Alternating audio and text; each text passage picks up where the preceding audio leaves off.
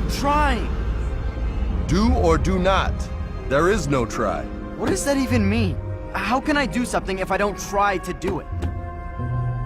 Well, see... Actually, that one always confused me too, but Master Yoda sure used to say it a lot. You've never heard of the Millennium Falcon? Should I have? It's a ship that made the Kessel run in less than 12 parsecs. Hey everyone, and welcome to Kessel Run Weekly. My name is Danny, I'm Heather. and we are joined again by our awesome cosplay guest, Alpha Ignition, John. Hello. Welcome back, sir. Thanks for having me back. Absolutely. And so last time we got to talk Rebels with you. This time we want to talk about you. We want to talk about your cosplay because you've got some awesome work, man. You really do. Well, thank you. I appreciate that. Absolutely. So a couple of your, well, from what I've seen, your main cosplay. So you've got Kanan is really one that you've brought to life, right? Yes, sir. So Yeah. so what made you choose Kanan? Well, from the beginning of Rebels, I've always liked him. I've loved Kanan from the beginning, but I never liked the goatee look. Okay. So I always held off on doing Kanan until season 3 happened, and all of a sudden he had a full beard, and I was like, "Oh, I have a full beard," and he had, his hair in a ponytail still. Like, well, my hair's long, and so I kind of, because it goes further back from that, because when I was a kid, it was hard to relate to certain characters because I didn't look like them per se. I don't look like a Luke Skywalker or a Han Solo, I don't think, in my eyes. So it was hard to, because those were the two main heroes. You had Luke or you had Han, or you had Leia too, of course, but it was hard to relate. So now with Rebels and all of these new Star Wars things, they're incorporating new people, new people of different backgrounds, and that's really cool. So it's good to see different faces, and all of a sudden now I have a character that I actually look like a little bit, and that was what really pushed me to do it. I obviously liked the character from before, but now I'm like, wait a minute, they either took a picture of me or it was meant to be. So yeah, that's what made me. That was the push over the cliff. Definitely. That actually sort of resembled me now rather than before, not at all. Yeah. And I love your Kanan cosplay. Not trying to stroke your ego or anything. But I mean, I really do, because you look like Kanan come to life, to be honest, which is really, really awesome. Especially love when your blast shield one that you have is awesome, but the one where you actually have the blind eyes with the mark, is killer. Like that, and I think you did a shoot with Ray Kinnex as a Hera. Hera, yeah. So the blast shield, there's a cool story behind that. A friend of mine made the prop for me, which is resin, so I can't see through it. It's just it's more for photos, stuff like that. But that was my next question. Yeah, so I can't see through it. I have a different friend who does Kanan, and he can see through his, which is really cool. But mine, you cannot see through it. But I had taken it to Celebration, this past Celebration, and I was lucky enough to get a ticket to have Freddie Prinze Jr. sign it. So awesome. And I was dressed as Kanan, so I came here with the blast shield, and he looked at me and said, "Whoa!" And he kind of said, like, "Man, I love the dedication." And I was like, "Okay, thank you." And he kind of, and he's like, "Well, I handed him the blast shield, and he's like, 'Oh my gosh!' He's like, 'Oh, this is like the real deal.' I was like, it is what it is." And he's like, "What do you want me to put on it?" And I blanked out. I was like, "I don't. May the force be with you." He's like, "All right." Thank you so much. So I actually have that back there somewhere in my wall of treasures. But so I don't use that blast shield anymore. I wouldn't either. It's in the back there displayed. I have to wait for my buddy to make me a new one. But I do enjoy the contact lenses a lot more. One, because I can see, and two, because I can see the reactions of the people. Right. That's definitely. really cool. Yeah. And I bet you get some really cool reactions too, because again, Kanan come to life. It's just really cool. How long did it take you to make that costume? I think overall, I would say maybe 8 months to 10 months. Okay. I had the idea originally to do it just for myself for Star Wars Celebration. So this was last year. I said, okay, I want to do this costume. I hadn't planned on submitting it to any of the clubs, anything like that. I just wanted it for me. wanted to do it and wear it there. And by the time it was finished, I was actually able to submit it because it was it turned out better than I expected, and and it's usually mixed feelings. The kids either love it or are terrified. But a lot of the older people really dig it. That's awesome. I really appreciate with kids. That seems to be the reactions that we hear the most. Is either they're absolutely petrified forever, or I either traumatize them for life, or they are very impressed and they think it's the coolest thing on earth. So that's awesome. Hit or miss. See, and I hate this because I went to Celebration and I missed all of these cool cosplayers. So there are so many people I missed. I'm sorry. Yeah, I actually met them all later on. I saw pictures of people at Celebration, like, oh wow, look at that cool Ahsoka, or look at that cool Leia, or look at these Darth Maul and Savage Oprah. And all of a sudden now I'm meeting all those people at different places because we were able to connect just through the photos. He's like, oh, I saw your photo, or I saw you pass by me and I couldn't say hi or something, and now we're friends and we talk. And for example, McKenna, I didn't meet her at Celebration, but I saw her, and I remember seeing her, and I saw her all over the place. Never met her. Then we got in touch, and I was like, hey, I saw you here. And she's like, yeah, I know who you are. I saw you, and so we just connected through seeing each other online. That's awesome. We never met before. Yeah, I think it's super cool.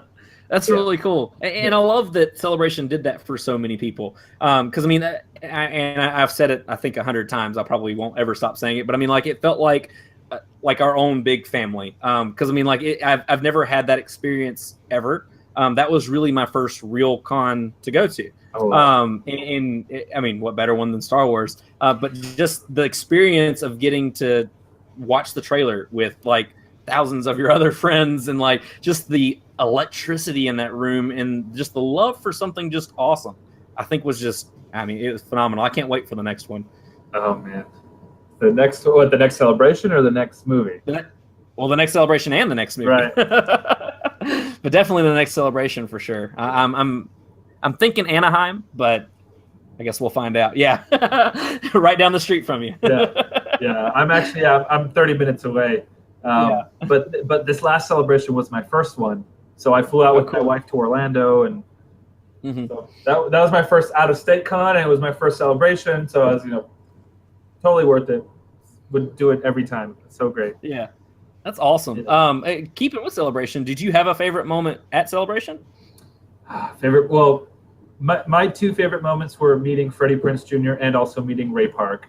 Oh man, they were so cool, both of them. Ray Park was so cool. I had stalked him a little bit on Instagram, not stalked, but comment, because I have a lot of his comics and I have all of these variant covers and stuff, and I was kind of bugging him like, hey man, I see you live in LA, could you sign my comic book, blah blah blah. And he never replied, it kind of brushed me off, I assume. But then on this one post he put, my son doesn't want to cut the lawn, I said, and I commented, I'll cut the lawn if you come sign my book. And he replied, ha ha ha, that's funny.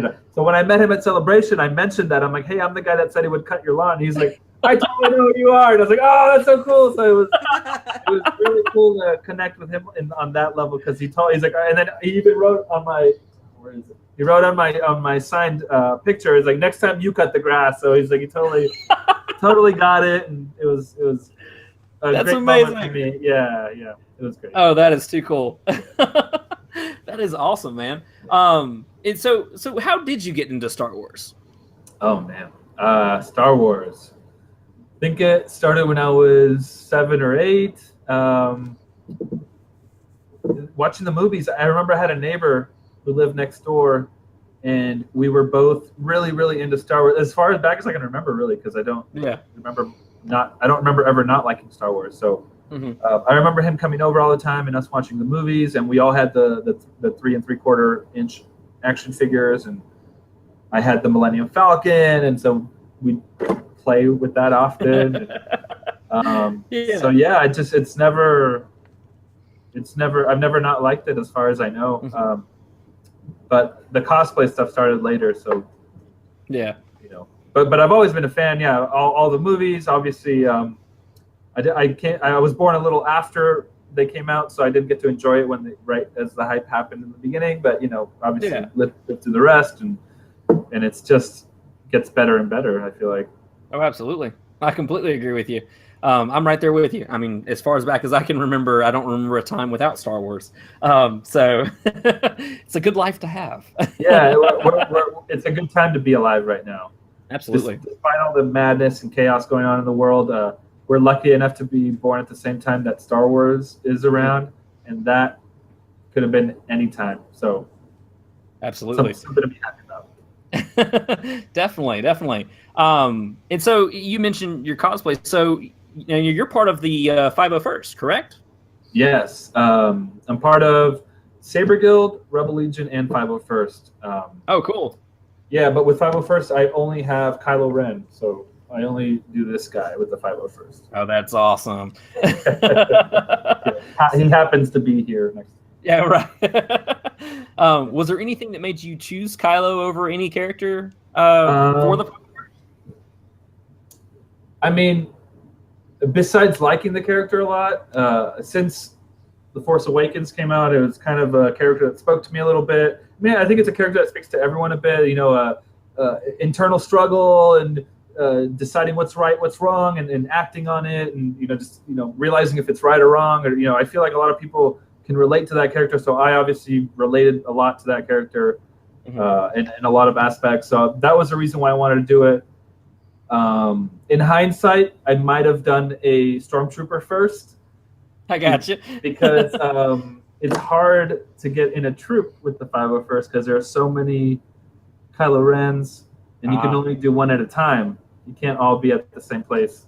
You can't have five, sense. So, yeah, I would have done a different one first, but I love the costume. I love the reaction I get from people, from adults and kids alike. Usually you see a parent with their kid, and they both have the same look on their face, which is that's amazing. It's awesome. Yeah, it's the main reason I do it, because it's so rewarding to see, because you see the kids almost crying of happiness, and the parents are doing the same exact thing, and you get it. You totally, I don't know, you get it. It's cool.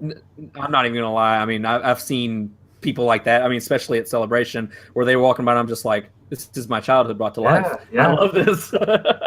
Like, there's been so many moments like that for me. So no, I am not ashamed. Yeah. I've been there. and the standards, the dedication that these costumers, because the standards are so high, and you have to look, basically movie quality. You can't be below that. So all of these cosplayers spend so much time and so much money and all of their sweat and effort and into these costumes, and it really shows, because they're incredible. I'm not talking about mine. I'm talking about everyone else's. All of those clubs, they all spend so much time on their costumes, making them look perfect, and it shows, and it's great. I think it's awesome to be a part of. Yeah, absolutely. I did want to ask you, do you have a favorite moment from a troop, whether it be Rebel Legion, Saber Guild, or 501st? Just a favorite moment that really sticks out to you?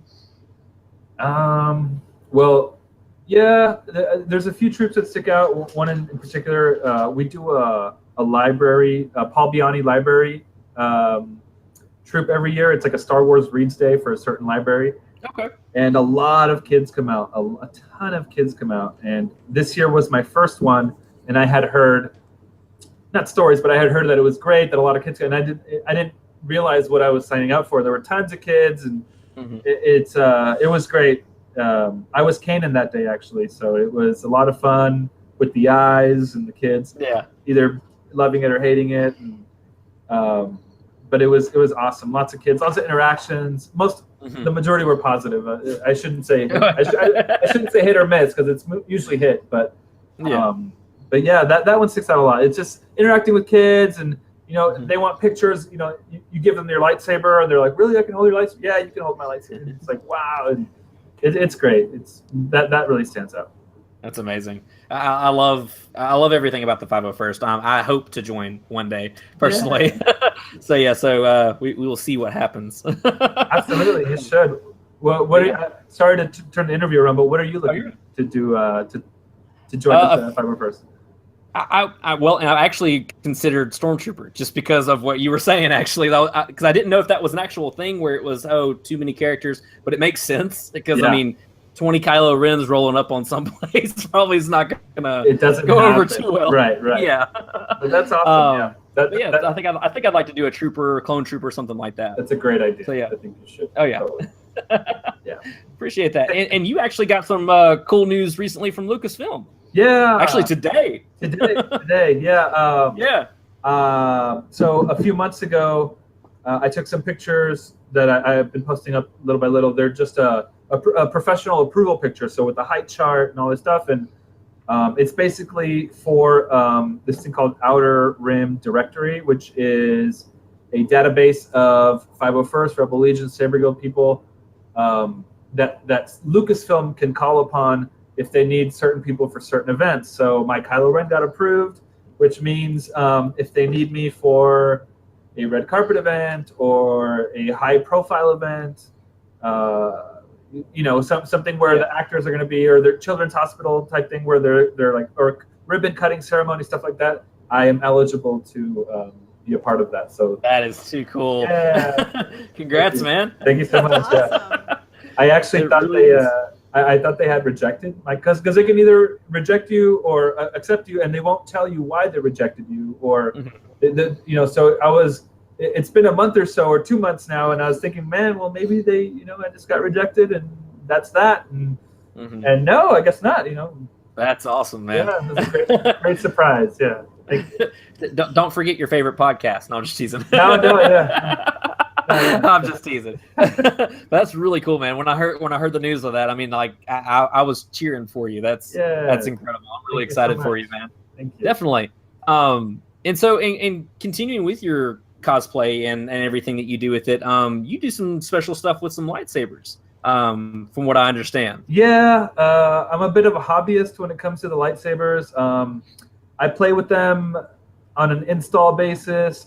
Being part of Saber Guild, we use them for choreography, for shows, for troops, stuff like that. But I have, the last year and a half or so, almost 2 years, I've been tinkering with sabers myself. So I play with installs, and now I'm slowly getting into the manufacturing of the actual hilts. All right. So little by little, we're churning stuff out. I don't have anything of my own to show you right now, but anyone that's a fan of Kanan can appreciate a Kanan Jarrus lightsaber. Oh, always. Which is always fun. That's so cool. But I do have I have a lightsaber that a buddy of mine built, my friend Nick Cohen, from Starfall Sabers. If you'd like me to show you that, it's kind of neat. So you just pull that out, and this actually has the Kylo Ren font on it. So cool. You can hear it. Oh man! Can you hear that? Oh yeah! I love that. Wow. Yeah. So this is like a high-end custom saber. I don't take this out of the house. Yeah. I would imagine. Yeah. So this is what people in my hobby like to call a shelf queen. There you go. You just leave it on the shelf and you display it. I should use this more, but I don't because I'm afraid something's going to happen to it. It's just I love it. Yeah. It's great. But this saber, I troop with it often, and I duel with it in Saber Guild and Rebel Legion. Walk with it a lot, and I will actually be holding this lightsaber at the Hollywood Christmas Parade. Cool. Next month. So look out. Oh, awesome. Nice. That's cool, man. So definitely. So how long does one of your sabers normally take to make? I know you said you've got the one that you're building off right now, but how long did that take you? Okay, well, the one that I sent away, because the ones I'm having manufactured, they don't take that long to make. It probably takes about 8 hours to make one hilt. It's from a stock of aluminum. It's like a 1 inch internal diameter, and the outside is like 1.25 inch or 1.3 inch. And they just, with a manual lathe, they'll go down and cut into the metal and make the design that you want. Cool. And I think it takes about 8 hours to make one on a manual lathe.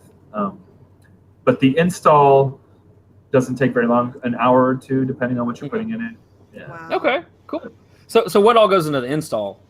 So depending on what you use, For what we're doing for Heather's is we're going to do something very simple. It's just going to be a stunt saber, which means it's just going to have the LED, the switch, and the battery pack. So no speaker, no soundboard. Mhm. This is going to be it's what I tend to use more often. That's what this saber is. There's nothing in here that's going to be rattle loose or shake or break. There's no speaker that's going to pop off or it's just the hilt and the light, and that's it. And it's basically for hitting around. Because this thing that has a crazy soundboard in it and a crazy speaker, and this is not the kind of thing you want to be smashing around. I mean, you can. No. I wouldn't recommend it, especially if you're spending that amount of money on something like this. Right. Right. Right. So yeah, it's just a cheaper option for people to bash their sabers around and not feel bad about anything breaking.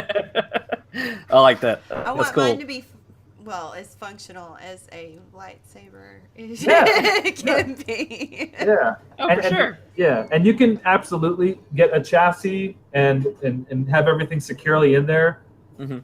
But I feel like those things tend to break more often because of the nature of the hobby. If you're Right. smashing something around, it's more likely to break than not.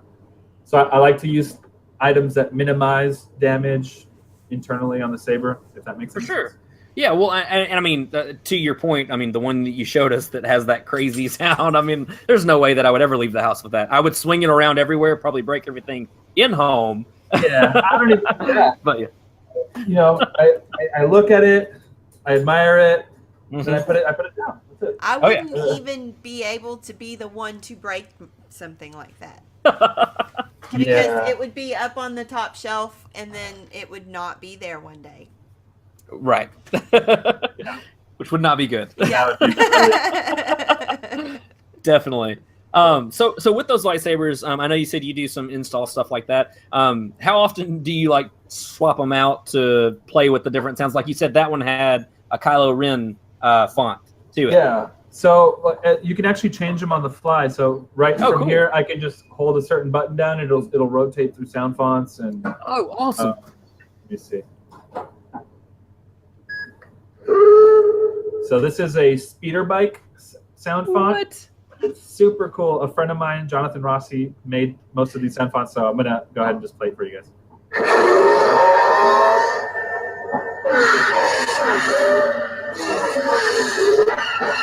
Wow. So yeah, Oh, that is killer. that's the That is speeder too bike. cool. Yeah, it's so cool. Let me see what- So this is the Sentinel font I was telling you about, because I have a Sentinel sound font. So this is what that is. Oh, cool. Oh, neat. Yeah. So you can swap through these. This is something of. I am Kanan Jarrus, Jedi Knight. Oh, there you go. I'm gonna pass through that one because it's not. I'm not supposed to. So. This is a Rancor Slayer. Oh, neat. Oh, cool. Yeah, it's got little. That's That is cool. too cool. Yeah. So this is Wow. an example of a higher end saber. You can load on different sound fonts. It's got Mhm. a really great sensitivity. I have a blade plug in there, so you can't really see the LED. But with the blade in, you can swap out colors. Everything's on the fly. It's got I That think, is cool. 10 different color profiles. Yeah, Mhm. super cool. Man, that is awesome. Yeah. Really cool. So Kind so of, what is? I'm sorry. Yeah, I'm going to say No, it's go kind of ahead. like a prized possession of my sabers. It's one of my favorites. I can see why. Yeah, Absolutely. it's like the That is too Cadillac. cool. Yeah. There you go. Yeah. That is awesome, man. And so, what is it about lightsabers that made you want to make your own? Oh man, well, I mean, since I was a kid, I think when I was young, I think 8 or 9, when I was a kid playing with my neighbor, I had a mag light, and I remember cutting out like we had like artistic paper that was like a cellophane-y, like Mhm. we had a red, a blue, a green, all these different. And I'd cut out like a blue circle and put it over the mag light, so it Oh, would be cool. like a blue. You know, obviously it wasn't a Right. blue, it wasn't illuminated, but it would like show up blue. So that was my lightsaber. And I mean that for me, that's the most appealing thing in Star Wars, like what would you make real? What do you want? Like you want a lightsaber. That's what. Well, absolutely. That's kind of everyone's go-to. And when I discovered this hobby, like I said, 1.5 years, 2 years ago, because I can't reach anywhere, but I've had the Force Effects saber since 2005, 2007, which is cool, but it wasn't quite what these are. Right. And now, slowly discovered these, and it's like there are so many options. You can do anything you want with these things. You can put any soundboard. There's so many options with soundboards, sound fonts. You can Darth Vader, Darth Maul, anything you want. And good, bad. The aesthetics. You can paint them, add leather. It's endless, and I feel like you can make something unique to you or to a character you're creating or whatever every single time, because that's what lightsabers are about. It's about expressing, not create your uniqueness. This is what makes it yours, and I feel like you can do that every time with a saber, and I think that's cool. I don't know. It's between it being an awesome lightsaber, and being able to make it your own, and actually having that physical prop in your hand, because we've grown up watching it. Most of us haven't ever been able to have one, and now it's like, wait, these are attainable. Like you can go and buy one of these lightsabers, and they're super cool and they're super fun, and cool. You can. These are real and they're attainable, and I don't know. It's sort of an obsession at this point. No, I feel you. That's awesome. Yeah. Well, cool, man. So I did want to ask you, John, before we let you go, what are you hoping to see in The Last Jedi? Oh, yeah, that was a question. Oh, boy, yeah. The Last Jedi. Well, I think a lot of people are going to hate me for this. I think Rey is not the main character of the movie. I think the movies... This trilogy is not about Rey. I think it's about Kylo Ren, or in this case, Ben Solo. And I feel like Rey is a catalyst to bring Ben back to the light side. And she is not really, because everyone's like, oh, who are her parents? Doesn't matter. Who, it's Luke or Han or doesn't matter. That's not what it's about. It's not about her. It's about him. All of these movies are about the Skywalker family. And the only one that we know is a Skywalker out of the two is Kylo Ren. Because his mom is a Skywalker and he has a Skywalker blood. We could be wrong, and maybe Rey is a Skywalker, maybe she is a this or a that, or a Palpatine or a Kenobi, or whatever you want to debate about. We don't know that, but I don't think that's the point. I don't think it's about her. I think it's about him.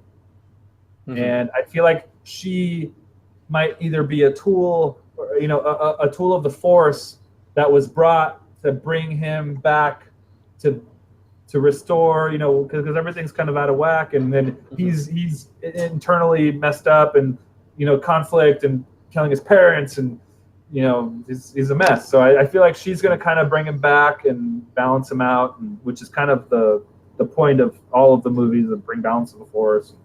So I feel like he is the main character and the focus. But I might be wrong. I could be very wrong. No, you got to own it. I'm just teasing. No, yeah, that's what I think. But that's cool though. That's really cool. I'm hoping to see some kind of redemption for him. Like I've told Heather before, I don't see him holding hands and skipping with the rebellion, but at the same time, like I hope there is some kind of redemption story for him, because he's not really the bad guy. That's the thing.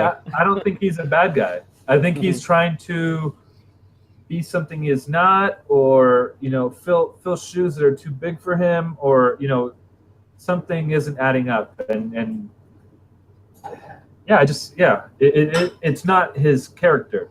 Like he wants to be bad, but I don't think he is bad.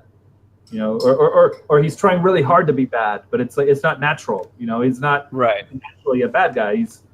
He's trying to prove, like, oh no, I can do this. No, don't worry. You gotta, I'll do it. And it's like, well, he doesn't want to do it. Or he's really torn about doing it. So it's not his nature. That's it. Definitely. Cool. Well, hopefully we'll see that come true with The Last Jedi. Yeah. So cool, man. So can you tell everybody where to find you? Yes. So I am on all social media platforms for the most part. You can find me at Alpha Ignition. And that's it. Thank you so much for having me. It's been a pleasure. Man, thank you for coming on again. So much fun. Thank you. Oh, absolutely. Thank you so much for coming. We were taking time out and everything. Thank you so much. Absolutely, my pleasure, and I'd be happy to come back anytime. Awesome. We actually might take you up on that. Well, cool. So, guys, thank you again for listening and watching for Kessel Run Weekly. You can find us on Instagram, Facebook, Twitter at Kessel Run Weekly, and on our website, kesselrunweekly.com. So tune in, and until next time, my name is Danny. I'm Heather. I'm John, and may the force be with you.